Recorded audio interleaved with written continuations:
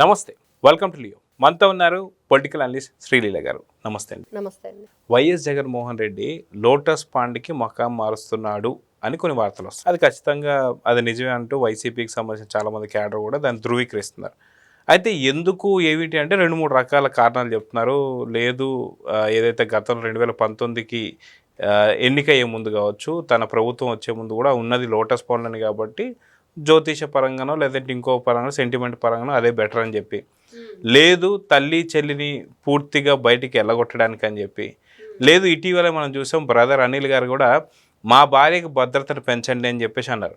అంటే జగన్మోహన్ రెడ్డి లోటస్ పాండ్కి వస్తున్నాడు కాబట్టే ఇక్కడ షర్మిల గారికి భద్రత పెంచండి అని చెప్పేసి అన్నాడా, దీని వెనుకున్న కుట్ర ఏంటి అనే దానిపైన, అంటే లోటస్ పాండ్కి రావడంలో కుట్ర ఏంటి అనే దాని చాలా పెద్ద ఎత్తున చర్చ జరుగుతుంది. సో వాస్తవానికి లోటస్ పాండ్లో 2 ద్వారాలు ఉంటాయని, ఒకటి ముందు పక్క నుంచి జగన్మోహన్ రెడ్డికి సంబంధించిన ఇల్లు, వెనక పక్క నుంచి షర్మిల గారు సంబంధించి షర్మిల గారి దగ్గర విజయమ్మ గారు ఉంటున్నారు. ఇద్దరికి ఒకే రకమైనటువంటి ఒక ఇబ్బంది అయితే వచ్చి పడింది. సో అందుకే ఇప్పుడు బ్రదర్ అని లేఖ రాశాడా, జగన్ కుట్ర ఏంటి అంటే ఏం చెప్తారు?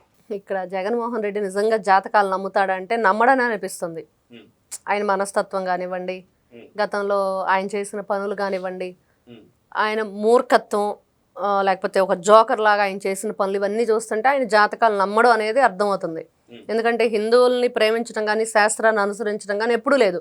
కేవలం డ్రామాగానే ఆయన ఎప్పుడు చూశాడు తప్పించి ఎప్పుడు హిందువులకు కానీ ఆ శాస్త్రాలకు కానీ ఎప్పుడు ఆయన ఎక్కడ కూడా విలువ ఇవ్వాల. మరి అలాంటిది నిజంగా ఆయన నమ్ముతాడంటే నమ్మడం చెప్పుకోవచ్చు. ఇంకొకటి, మరి ఎందుకు అక్కడికి వస్తున్నాడు అంటే మేబీ సెంటిమెంట్ అయ్యిండొచ్చు అంటారు. సెంటిమెంట్ అంటే గతంలో మరి 2019 ఎలక్షన్కి ఎక్కడ ఉన్నాడు, మరి ఏ విధంగా గెలిచాడు, అలాంటిది ఏదన్నా ఆలోచిస్తున్నాడా? మరి అతను అరెస్ట్ అయినప్పుడు కూడా అక్కడే ఉన్నట్టున్నాడు. మరి అది కూడా చూసుకోవాలి. మరి ఈసారి ఇక్కడికి వెళ్తే మళ్ళీ అరెస్ట్ అవుతాడా అనేది కూడా ఆలోచించుకోవాలి. మరి ఈ రోజున మళ్ళీ ఇంకోటి చూస్తే అనిల్ కుమార్ గారు చెప్పిన మాటలు, నిన్న దాని గురించి మనం మాట్లాడుకున్నాం. ఎందుకంటే వీళ్ళ ఆలోచన విధానం, తల్లి మీద ఎలా అటాక్ చేశారు, ఆవిడ ఎందుకు భయపడి దేశాన్నే వదిలి వెళ్ళిపోయింది, మరి చెల్లి కూడా ఎప్పటికప్పుడే మరి ఆవిడకు కూడా ప్రాణహాని ఉంది. ఎందుకంటే తను మాట్లాడే మాటలు అలా ఉన్నాయి, చాలా కఠినంగా. వాళ్ళిద్దరి మధ్య ఎలాంటి గొడవలు జరిగినా ఆవిడ మాట్లాడే మాటలు అంటే ఎక్కడా కూడా వాళ్ళని వ్యక్తిగతంగా అనటం కాదు, కానీ మాటకు మాట ఆవిడ అన్న వదిలిన బాణం అన్నట్లుగా బాణంగానే తిరిగి మళ్ళీ జగన్మోహన్ రెడ్డిని అయితే చాలా స్ట్రాంగ్ గా గుచ్చుకుంటుంది అనేది క్లియర్ గా అర్థమవుతుంది ఆవిడ మాటల్లో. అయినా సరే వాళ్ళ సైకో బ్యాచ్ అంతా కూడా ఆవిడ మీద ఏ విధంగా వాళ్ళ బూతులతో మాట్లాడుతున్నారు అది చూస్తున్నాం. మరి ఇంకొక వైపు సునీత గారి ప్రాణహాని ఉందనేది చూస్తున్నాం. మరి ఇక్కడ ఒకే ఇంట్లో ఉంటే ఈ రోజున ఏంటి పరిస్థితి? నిజంగా ఒకటి, జగన్మోహన్ రెడ్డి జైలుకి వెళ్ళింది ఆ ఇంటి నుండే, మరి జగన్మోహన్ రెడ్డి సీఎం అయ్యింది కూడా ఆ ఇంటి నుండే. ఈ రోజున ఏం జరిగిద్ది 2029 అంటే ఆ రోజున మరి తల్లి చెల్లి అండుంది. మరి వాళ్ళిద్దరూ కూడా ఆయన కోసం చాలా పోరాడారు, చాలా కష్టపడ్డారు. రాష్ట్రం అంతా కూడా అబద్ధాలు అబద్ధాలు అబద్ధాలు అబద్ధాలు, ఎక్కడ కూడా నిజం అనేది లేదు. చాలా మంచివాడు అన్నారు, అసలు ఇట్లాంటి వ్యక్తి మళ్ళీ దొరకడన్నారు, మళ్ళీ రాజన్న రాజ్యం తెచ్చుకుందాం అన్నారు, రాజశేఖర రెడ్డి బిడ్డను ఒక్కసారి గెలిపించండి అని చెప్పేసి వాళ్ళు కొంగు బట్టి అర్థించి ఎలాగైతేనేమి డ్రామా సక్సెస్ఫుల్గా లీడ్ చేశారు. సక్సెస్ అయింది. మరి ఈయన సీఎం అయ్యాడు. అయిన తర్వాత అసలు ఏంటి వ్యక్తి ఏంటి, ఆయన వ్యక్తిత్వం ఏంటి, ఆయన ఆలోచన విధానం ఎలా ఉండిద్ది, జగన్మోహన్ రెడ్డి అసలు ఎందుకు సీఎం అవ్వాలని అనుకున్నాడు అనేది అందరికీ తెలిసిపోయింది. కేవలం దోచుకోవటం, దాచుకోవటం, పంచుకోవటం, ఎక్కడా కూడా ప్రజా సమస్యల గురించి కానీ, ప్రజల గురించి కానీ, రాష్ట్రం గురించి కానీ, రాజధాని గురించి వాళ్ళకి ఆలోచన లేదు అనేది మనకు అర్థమైపోయింది. అయితే అదే కాకుండా మనం చూసుకుంటే అటు జగన్మోహన్ రెడ్డి మీద ఎందుకు ఇట్లాంటి ఆరోపణలు వస్తున్నాయంటే, అటు ఇటీవల కాలంలో మనం వింటున్నటువంటి బొత్స సత్యనారాయణ గారు గతంలో మాట్లాడిన మాటలు ఏవైతే ఉన్నాయో, రాజశేఖర రెడ్డి గారి మరణం వెనుక కూడా జగన్మోహన్ రెడ్డి గారిని అనుమానించాల్సి వస్తుందని చెప్పి, ఇప్పుడు వైఎస్ వివేకానంద రెడ్డి గారి కేసులో కూడా జగన్మోహన్ రెడ్డి గారిని అదేవిధంగా భారతిరెడ్డి గారిని విచారించాలని చెప్పి వస్తుంది. సో ఇవన్నీ నేపథ్యంలో ఇప్పుడు తల్లి చెల్లిపై కూడా ఏదైనా అటాక్ జరిగే అవకాశం ఉందా అనేటువంటి ఒక చర్చించుకోవడంలో ఏమైనా తప్పు కనిపిస్తుంది అంటే ఏం చెప్తాను? ఏం లేదండి, తప్పెందుకు? ఈ రోజున వాళ్ళు మంచి వాళ్ళు అయ్యి వాళ్ళ మీద ఎటువంటి ఆరోపణలు కానీ, గతంలో వాళ్ళకి ఎటువంటి బ్యాక్గ్రౌండ్ ఏంటంటే ఇట్లాంటి కానీ క్రిమినల్గా లేకుండా ఉంటే, అరే ఎందుకు వాళ్ళకి ఎప్పుడు అలాంటివి లేవు కదా, అలాంటి వాళ్ళ గురించి ఇలా ఆలోచించవచ్చా అని మనం అనుకోవచ్చు. కానీ జగన్మోహన్ రెడ్డి ఏంటి, 10th క్లాస్లోనే పేపర్లు కొట్టేసి తినే కంచంతో తండ్రిని కొట్టి మరి కట్టుకున్న భార్యను కూడా కొట్టాడు, ఆవిడ కేసు కూడా పెట్టింది అనేది మనం నిన్న ఒక పెద్ద సంచలనం. మరి ఇన్ని రకాలుగా వస్తుంటే బాబాయిని కొట్టాడు, పరిటాల రవి కావచ్చు, ఇలాంటి వాళ్ళు చాలా మంది హత్యలు కావచ్చు. బోలెడన్ని ఉంది చరిత్ర చెప్పుకుంటా వెళ్తే. మరి ఇంత చరిత్ర ఉన్న ఈ వ్యక్తి మరి నిజంగానే వాళ్ళకి ప్రాణహాని తలపెడతాడంటే ఖచ్చితంగా ఆలోచించాలి. అందులోనూ ఈ రోజున వాళ్ళకి ఒక పక్కలో బల్లెం అంటారు చూడండి, అలా తయారైంది షర్మిల. ఎందుకంటే ఆ ఇంట్లో ప్రతి ఒక్క విషయం ఆవిడకి తెలుసు. గతంలో చాలా సందర్భాల్లో అన్న కొన్ని విషయాలు చెప్పట్లేదు, నేను ఆ విషయాలు బయటికి చెప్తే మరి మీరు బహిరంగంగా వచ్చి మాట్లాడటానికి కూడా మీకు మొహం చెల్లదు అని చెప్పి ఆవిడ చెప్పిన సందర్భాలు. మరి అలాంటి విషయాలు బహిర్గతం కాకుండా ఉండాలి అంటే ఖచ్చితంగా జగన్మోహన్ రెడ్డి వాటిని ఆపాలి. ఈ రోజున బాబాయిని చెప్పారు అంటే దేనికోసం చెప్పారు? ఆ తెల్లారి ఏదో జరగబోతుంది, ఆ రేత్రి ఎవరితోనో ఆయన ఫోన్ మాట్లాడాడు, మరుసటి రోజు ఒక సంచలనమైన నిర్ణయం కానివ్వండి, ఈ పొలిటికల్గా కానివ్వండి, ఇంకా పర్సనల్ విషయాలు కానివ్వండి, ఏదో ఆయనకి ఒక ఉంది స్ట్రాంగ్ ఒక కారణం అయితే అదే జరిగింది. దానికోసమే అది బయటకు రాకుండా ఉండాలి. ప్లస్ ఎంపీ సీట్ కోసమే చంపారనేది షర్మిల గారు పదే పదే చెప్తున్నారు. ఇంత ఆయనకి క్రిమినల్ బ్యాక్గ్రౌండ్ ఉన్న తర్వాత మరి 16 నెలలు జైల్లో ఉన్నాడు. మరి ఇప్పటికి కూడా ఆయన మాటలు ఎలా ఉంటాయో చెప్పండి. సప్త సముద్రాల అవతలున్న లాక్కొస్తాను, పోలీసులను కూడా బట్టలు కూడా తీసుకొడతాము, వాళ్ళ దగ్గర సోషల్ మీడియా వాళ్ళకు కూడా పోలీసుల చేత నేను అధికారంలోకి వస్తే మీకు సారీ చెప్పిస్తాను, మరి నడి రోడ్డు మీద కాల్ చేయాలి, ఉరిదీయాలి, ఇలాంటి మాటలన్నీ కూడా వాళ్ళు ఎప్పటికప్పుడు వాళ్ళకి సంబంధించిన నేతలు కూడా ఎవరైతే ఉన్నారో మేము మీకోసం ఆత్మాహుతి దళాల కింద మారుతామని చెప్పేసి అనడం కావచ్చు, ఇలాంటివన్నీ ఎంత దారుణమో చూడండి. అసలు ఒక పార్లమెంట్ మెంబర్గా ఉన్న వ్యక్తి అలాంటి మాటలు మాట్లాడవచ్చు అంటే ఆయన ఫ్లోలో ఇంకా వాళ్ళది ఒరిజినాలిటీ ఏందనేది బయటకు వచ్చేస్తుంది.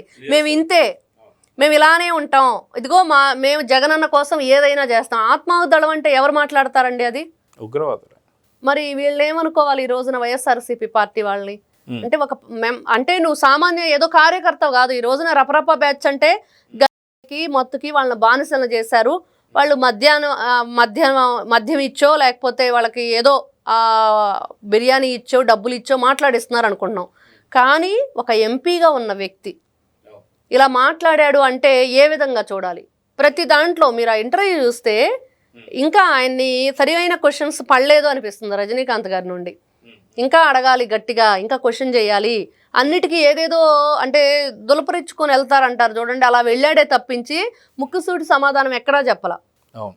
ఎంతసేపటికి ఇప్పుడు చంద్రబాబు నాయుడు మీరు ఎందుకు అరెస్ట్ చేశారా అన్నప్పుడు ఆయన చెప్పింది ఏంటండి? మా జగన్ అన్నది చాలా చిన్న ఫ్యామిలీ, 2 పసిపిల్లలు, భార్యను వదిలిపెట్టి 16 నెలలు జైల్లో పెట్టారు, మరి దానికేమంటారు అని అంటున్నాడు.